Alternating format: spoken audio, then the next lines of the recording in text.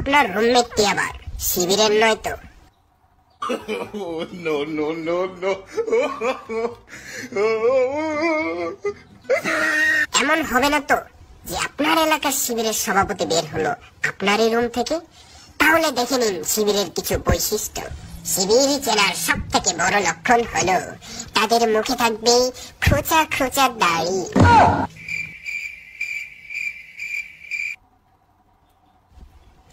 বেশিরভাগ সময় ওদের মাথায় টুপি দেখা যায়।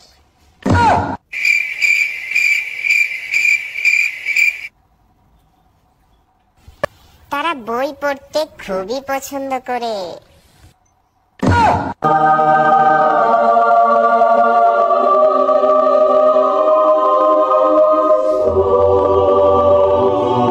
শিবিরের ছেলেপেলার শরীরে ঘষতে পছন্দ করে।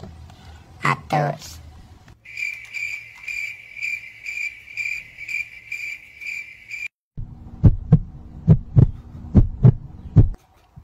আপনার রুমমেট কি 5 ওয়াক্ত নামাজের জন্য আপনাকে আহ্বান করে? তাহলে বুঝে নিন এর মধ্যে কিছু একটা তো আছে।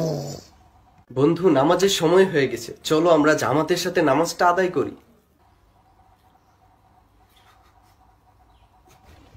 শিবিরদের কথা বলার স্টাইল হয় মধুর মতো মিষ্টি। বন্ধু, আমি কি জানতে পারি যে তুমি মোবাইলের ভেতর অমন করে কি দেখছো?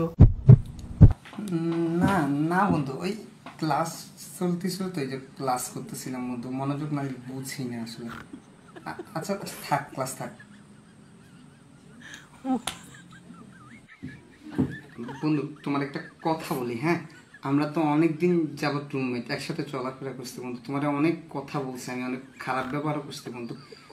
তুমি কিন্তু কিছু মনে করে না বন্ধু। আমি কিন্তু এমনিতে ভালো মানুষ বন্ধু। তো তুমি নামাজের জন্য বলো, আমি নামাজে যাবো, প্রয়োজনে বন্ধু তাহাজ্জুদ তো পড়বো।